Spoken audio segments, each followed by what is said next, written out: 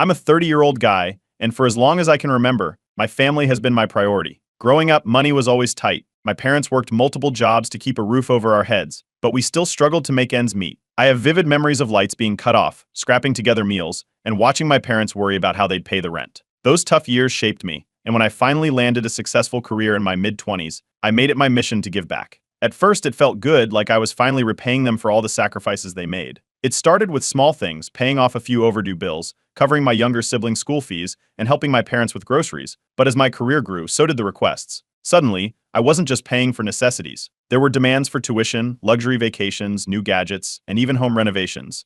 My younger sister, now 25, got into the habit of asking for expensive things, designer bags, electronics, and a car that I eventually paid for. My 22-year-old brother would casually mention needing money to stay afloat at college, which I later found out meant funding his partying lifestyle. A year ago, I realized I was nearing my breaking point. My bank statements looked more like a family expense report. I sat down and did the math. In the past 5 years, I had spent more on my family than I'd saved for myself. I hadn't even started seriously investing for my own future or my upcoming wedding. It wasn't just about the money anymore, it was the entitlement. My family acted like this was my duty, like I owed them everything because they raised me. When I told them I needed to set boundaries, things exploded. My parents accused me of forgetting where I came from, and my siblings piled on. They guilted me about how much they'd sacrificed to support my dreams when I was younger. It didn't matter that I had already repaid them tenfold. The final straw came a few months ago when my sister wrecked the car I'd bought her and immediately demanded I buy her another one. She didn't ask, didn't apologize, just demanded it, as if it was her right. I refused. That's when the real drama began. I called a family meeting to explain that I was done being their personal ATM.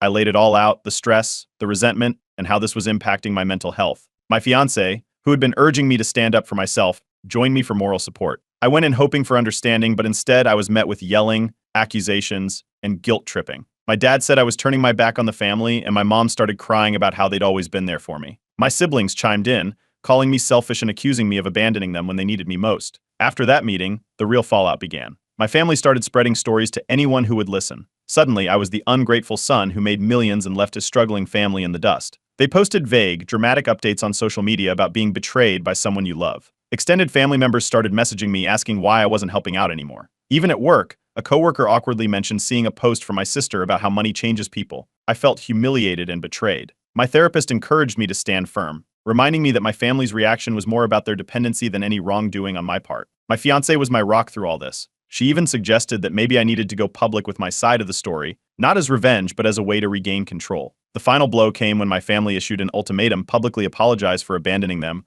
or be cut off entirely. I couldn't believe it. After everything I'd done, they were threatening to disown me unless I caved. That's when I decided enough was enough. For the past week, I've been weighing my options. I've gone over every conversation, every transaction, every time I sacrifice my own goals for theirs. And I've come to one conclusion: it's time to take control of the narrative. Tomorrow, I'm posting my side of the story. Not out of spite, but because I deserve to be heard. I'll be laying it all out: the years of support, the sacrifices, the entitlement, and how this has affected me. It's not about burning bridges, but about making it clear that I won't be manipulated anymore. I posted a cryptic message on my social media earlier. I'll address everything tomorrow. Stay tuned. It's already getting attention, with people messaging me to ask what's going on. I'm nervous, but I'm ready. They wanted an apology? Well, they're about to get one, just not the kind they're expecting. Update 1. The next morning, I sat down at my desk, staring at the drafted post on my screen. It was all there, everything I had been holding back for years. I wasn't sure how people would react, but at that point, I knew it didn't matter. This was my truth, and it needed to be said. With a deep breath, I hit post and tagged each member of my immediate family. The post started on a positive note. I thanked my parents for everything they'd done during my childhood. I talked about how their hard work and sacrifices inspired me to strive for success. Then I transitioned into listing, in exact detail, the financial support I had provided over the years. Tuition for my siblings, mortgage payments, a down payment on a car, luxury vacations they insisted were family bonding, even the times I bailed them out when unexpected expenses came up. I itemized it all, making it clear just how much I had contributed. From there, I explained why I had to stop. I talked about how their endless demands were draining me emotionally and financially. I shared how I'd spent years prioritizing their needs over my own, only to be met with more entitlement and guilt tripping. I clarified that this wasn't about being ungrateful, but about protecting my mental health and building a future for myself. I emphasized that I wasn't cutting them off out of spite, but out of necessity. The post was live for less than 5 minutes before the comments started rolling in. My younger sister was the first to react, accusing me of humiliating her and the rest of the family. She called me selfish and claimed I was exaggerating. My brother chimed in next, calling me a liar and saying I was using money as a weapon. My parents didn't comment publicly, but the family group chat exploded within the hour. Message after message came through, each one angrier than the last. They accused me of airing dirty laundry and betraying the family. While the group chat was imploding, something unexpected happened. Friends, colleagues, and even distant acquaintances began commenting on my post. A few of my closest friends defended me outright, pointing out how unreasonable my family's demands had been. Some shared their own stories of setting boundaries with entitled relatives, which seemed to resonate with others reading along. The post started getting shared, first by people I knew and then by strangers. Within hours, it had gone semi-viral. Amid the chaos, my fiancée left a thoughtful comment under the post. She didn't take sides directly but reminded everyone that boundaries are an act of self-care and not a rejection of love. Her words seemed to diffuse some of the tension in the comments, though it didn't stop the messages flooding my phone. My parents called me repeatedly, demanding I take the post down. They claimed I was ruining the family's reputation and making them look bad. I refused. For years, I had been made to feel like I owed them everything, and this was my chance to finally stand up for myself. By midday, extended family members started reaching out. A few uncles and aunts messaged me privately to express their support, saying they'd always wondered how I managed to handle so much responsibility. Others weren't as kind. My mom's sister in particular called me out publicly, accusing me of being heartless and abandoning the people who raised me. It was a mix of support and criticism, but what surprised me most were the messages from strangers. People I didn't even know were commenting, thanking me for sharing my story. Many of them talked about how they'd been through similar experiences and how they wished they had the courage to stand up to their own families. As the day went on, the post gained more traction. I received direct messages from people who wanted to know more, some even asking for advice. It was overwhelming but also validating. For years, I'd felt like I was the bad guy for wanting to set boundaries, but now I realized how common this issue really was. That evening, I sat down with my fiancée to decompress. She told me how proud she was of me for standing my ground, even when it meant facing backlash. Seeing the post go viral was nerve-wracking, but I didn't regret it. For the first time in years, I felt like I was in control of my own narrative. Before going to bed, I checked the post one last time. It had gained thousands of reactions, shares, and comments. I added a final update to the post, thanking everyone for their support and emphasizing that I wasn't looking for sympathy, just understanding. I ended with a note that if my family couldn't respect my boundaries, I would have to consider cutting contact entirely. It was a tough decision to make, but I knew it was the right one. Now, it's up to them to decide whether they want to rebuild the relationship on healthier terms or let it fall apart completely. For the first time in years, I'm ready to move forward on my terms. Update 2. The day after my post gained traction, I noticed something odd. My younger sister had made her social media accounts public, which was unusual for her. It didn't take long to figure out why. She had posted a lengthy rebuttal, tagging several extended family members and a few mutual friends. Her post painted herself as the victim of my cold-hearted abandonment. She claimed I had promised to support her no matter what, and that I was now breaking that promise over petty disagreements. She included carefully selected anecdotes about her struggles, conveniently leaving out the car I paid for, her designer shopping sprees, and her habit of expecting money without explanation. The post blew up within our family circle, with relatives weighing in. Some commented to show support for her, while others simply shared her post, spreading it further. By midday, my phone was inundated with messages. Aunts and uncles, most of whom I hadn't spoken to in years, were suddenly eager to share their opinions. Some were polite, asking me to reconsider my decision for the sake of keeping the family together. Others were more forceful, accusing me of being ungrateful and selfish. Among the more alarming developments were the anonymous messages I began receiving. At first, I thought they were from random trolls who had stumbled upon my story, but the tone felt personal. The messages hinted at things only my immediate family would know, accusing me of being a failure and threatening to expose secrets about me. It wasn't hard to connect the dots. Someone in the family was behind it. Then things escalated further. I was called into an unexpected meeting with HR at work. My manager informed me that someone had sent an email to my company, claiming I was unstable and suggesting I shouldn't be trusted in a professional environment. Thankfully, my company had my back.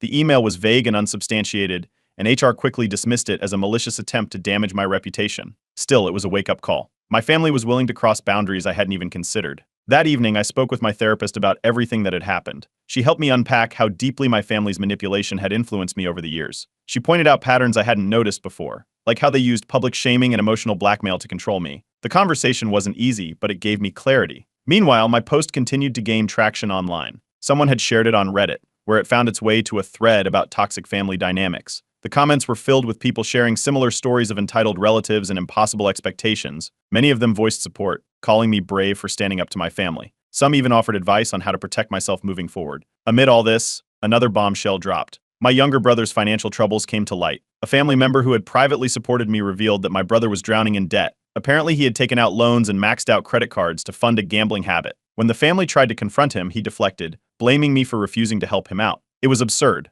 Not only was his debt his own doing, but I'd already helped him countless times in the past. As the days went on, I noticed a divide forming within the family. A few relatives reached out privately to say they understood my perspective, but they were hesitant to say so publicly for fear of backlash. Others doubled down, siding with my parents and siblings and continuing to badmouth me in group chats and on social media. I realized I needed to create some distance. I blocked my siblings and parents on all platforms, cutting off the constant stream of negativity. It wasn't an easy decision, but it brought an immediate sense of relief. For the first time in weeks, I felt like I could breathe. Still, I knew I couldn't rely on boundaries alone. I consulted a lawyer to explore my options for protecting myself from further retaliation. The lawyer confirmed that the anonymous messages and the email to my employer could constitute harassment if they continued. They advised me to document everything and consider taking legal action if necessary. Throughout all of this, my fiancée and her family were incredibly supportive. Her parents, in particular, were a source of encouragement. They commended me for standing up for myself and even offered to help if I needed additional support. Their kindness was a stark contrast to the chaos on my side of the family. To take my mind off the drama, I began focusing on wedding planning and hobbies I'd neglected for years. It felt strange but liberating to redirect my energy toward things that brought me joy instead of constantly worrying about my family's needs. Before ending the week, I posted a brief update on social media. I thanked everyone for their support and shared that I was taking steps to protect myself from further harassment. I ended the post with a cryptic teaser, hinting that I had discovered something major about my family's behavior that I would address soon. The truth was, I had uncovered something that could change everything, but I wasn't ready to share it just yet. Update 3. A few days after my last post, I received a private message from a distant relative. We'd never been close, so I was surprised to hear from them. The message was brief but unsettling. You should look into where your money's been going. Not everything is as it seems. They didn't elaborate, but it was enough to set me on edge. Curiosity turned into action, and I spent the next few days digging through years of old bank statements and receipts. At first, everything seemed normal. Then I noticed discrepancies, large withdrawals, unexplained transfers, and odd payments to businesses I didn't recognize. The more I looked, the clearer it became my family had been misusing the money I gave them. The first bombshell came when I cross-referenced a hefty payment I'd made to help cover my parents' mortgage. Instead of going to their mortgage company, a significant portion had been used to buy a timeshare in Florida. I didn't even know they had a timeshare. A quick search confirmed it. Not only had they been using my money for it, but they'd also taken multiple vacations there over the years, trips I was never invited to join. Things only got worse from there. My younger sister, who I thought was using the money I gave her for college tuition, had been spending thousands on designer handbags, jewelry, and luxury clothes. She'd even posted pictures online showing off her purchases, captioning them with phrases like "treat yourself." Then came my brother's financial disaster. The same relative who tipped me off shared that my brother's massive debt wasn't just from poor budgeting, it was tied to a gambling problem. I confirmed this by digging through the financial records he had casually shared with me in the past. There were multiple cash withdrawals at casinos and payments to online gambling sites. I was furious. I had spent years sacrificing my own goals to support them, and they were living it up behind my back. I drafted a long email outlining everything I'd discovered. I included the timeshare, the luxury purchases, the gambling debts, everything. I sent it to my parents and siblings, demanding an explanation. The responses were predictably defensive. My parents insisted they had earned the right to enjoy life after everything they'd done for me. My sister admitted to using the money frivolously but brushed it off, claiming she thought I wouldn't care, because I have so much. My brother lashed out, blaming me for abandoning him and saying I should have been more involved in his life. It was excuse after excuse, with no accountability from any of them. At that point, I decided enough was enough. I posted a follow-up on social media, carefully laying out the details of the financial misuse without naming names. I explained how the money I had provided for education, housing, and emergencies had been squandered on luxuries, gambling, and vacations. The reaction was immediate. My friends and extended family flooded the comments. Some were shocked and disgusted by my family's actions, while others expressed sympathy, sharing their own experiences with relatives who had taken advantage of them. The post quickly went viral again, drawing support from strangers who said it was a wake-up call about the importance of setting boundaries. The backlash against my family started almost immediately. Friends and relatives began calling them out directly, questioning their actions and demanding accountability. My mom called me in tears, begging me to stop humiliating the family. She claimed I was ruining everything and that she was getting non-stop messages from people criticizing her. I wasn't moved. If they had been honest from the start, none of this would have happened. I consulted my lawyer again, who advised me to send cease and desist letters to my family for the defamatory social media posts they had been making about me. It was a necessary step to protect myself from further damage. As the dust settled, I reflected on everything during a session with my therapist. She helped me see how long I had been carrying the weight of their manipulations and how freeing it was to finally confront the truth. It wasn't easy, but uncovering their betrayal helped me process years of resentment I hadn't even realized I was holding on to. To wrap things up, I posted another update online, thanking everyone for their support and sharing how these revelations had pushed me to take control of my life. But I ended the post with a teaser. There was one more shocking discovery about my parents' finances that I wasn't ready to reveal yet. I knew it would send shockwaves through the family when it came out, but for now I needed time to prepare. The next step would be the biggest yet, and I wasn't backing down. Update 4. A week after my last post, I received a letter in the mail that left me stunned. It was from the bank, a formal notice about a delinquent payment on a second mortgage taken out on my parents' house. The problem? My name was listed as a cosigner. I had no knowledge of this mortgage, let alone agreed to co-sign it. At first, I thought it had to be a mistake, but after contacting the bank, the truth came out. My parents had used my information to secure the loan. They'd forged my signature and listed me as a co-signer without ever telling me. The loan was for a significant amount, and they'd already missed several payments. I immediately called my lawyer, who confirmed that this was a clear case of fraud. The forgery alone was a serious legal issue, but the implications of the missed payments could damage my credit and financial stability. My lawyer advised me to take action immediately, and while the idea of suing my own parents felt surreal, I knew I had no choice. When I confronted my parents, they didn't deny it. Instead, they justified it by saying they did it for the family. They claimed they'd always planned to pay it back and never intended for me to find out. My dad insisted it was the only way to keep the house afloat, but I knew that wasn't true. Between the timeshare in Florida and the other frivolous expenses, it was clear they weren't just using the money for necessities. I gave them an ultimatum. They had to resolve the debt immediately and remove my name from the mortgage, or I'd be forced to take legal action. They pleaded with me to handle things privately, promising to fix it on their own. But after years of lies and betrayal, I wasn't about to take their word for it. My fiancée was furious when I told her what had happened. She couldn't believe the lengths my family had gone to in their manipulation, but instead of letting her anger spiral, she channeled it into helping me focus. She reminded me that we were a team, and that no matter what happened, we'd get through it together. As news of the fraudulent mortgage spread within the family, the divide grew deeper. Some relatives supported me, saying it was unforgivable for my parents to jeopardize my financial future. Others accused me of being heartless, claiming I was blowing things out of proportion and should be willing to forgive my parents. The public fallout continued when I posted a vague update on social media. I didn't name names or share specific details, but I hinted at the fraudulent mortgage and emphasized the importance of protecting one's financial independence. The post quickly went viral, with people flooding the comments to share similar stories of family members misusing their trust. It even caught the attention of a few media outlets, who reached out for interviews. My parents were livid. They called me repeatedly, begging me to stop airing the family's dirty laundry. They accused me of dragging their name through the mud and claimed I was ruining their reputation. I reminded them that they'd been publicly shaming me for months, and this was simply me standing up for myself. Within days, I officially filed a lawsuit against my parents to remove my name from the mortgage. My lawyer assured me this was the right move, not just to protect myself, but to set a precedent that this kind of behavior wouldn't be tolerated. At the same time, I froze all my financial accounts and assets to prevent any further misuse by anyone. My support system was my saving grace during this time. My fiancée, her family, and my closest friends rallied around me, offering emotional and practical help. They reminded me that this wasn't about punishing my parents, but about reclaiming control of my life. Through therapy, I began to realize just how deeply my family's manipulation had affected me. For years, I'd put their needs ahead of my own, sacrificing my own goals and well-being to meet their endless demands. For the first time, I was taking full control of my life, and it felt like a turning point. The online community continued to show overwhelming support. Strangers shared stories of similar betrayals, thanking me for being open about my experience. It was both heartbreaking and comforting to know I wasn't alone in dealing with this kind of family dysfunction. The story took another twist when I learned my parents had hired a lawyer to fight back against my claims. It was an aggressive move, one that set the stage for a courtroom showdown. While part of me was shocked, another part wasn't surprised. This was just another attempt to deflect responsibility and avoid accountability. As I prepared for the legal battle ahead, I knew this was far from over.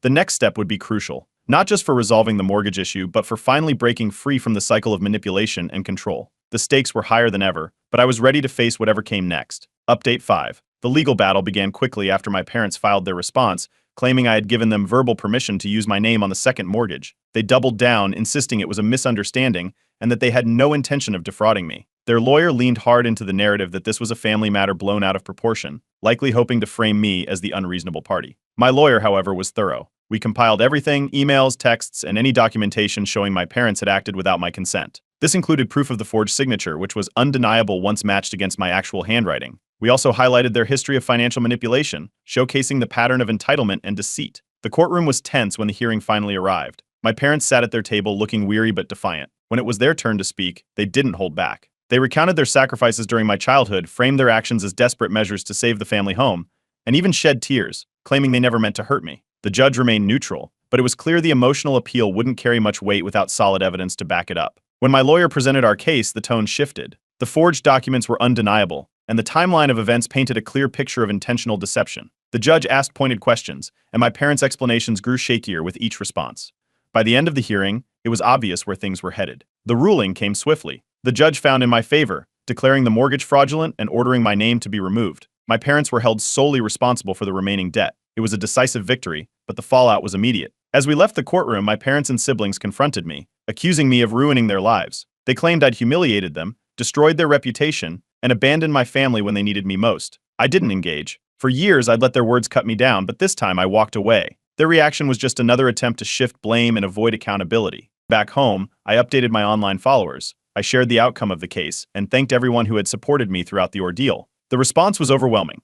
Strangers from around the world commented with words of encouragement, celebrating my decision to stand up for myself. Many shared their own stories of family betrayal, reinforcing how common and painful these situations can be. For the first time in years, I felt a sense of relief. My name was cleared, and I was no longer tied to their financial mess. The weight I'd been carrying for so long was finally lifted. In therapy, I reflected on how far I'd come. Setting boundaries hadn't been easy, but it was necessary for my well-being. I was finally free to prioritize my own happiness without guilt or fear of retaliation. With the legal battle behind me, I shifted my focus back to my future. Wedding planning with my fiancé became a source of joy and excitement, something I could fully invest in now that the family drama was behind me. We chose a small, intimate ceremony, intentionally keeping the guest list limited to people who genuinely supported us. Before moving forward completely, I sent one final message to my parents. I made it clear that I wouldn't have any further contact with them unless they sought therapy and took accountability for their actions. I didn't expect them to respond or change, but it was important to set that boundary. My siblings attempted to reconnect shortly after the court ruling,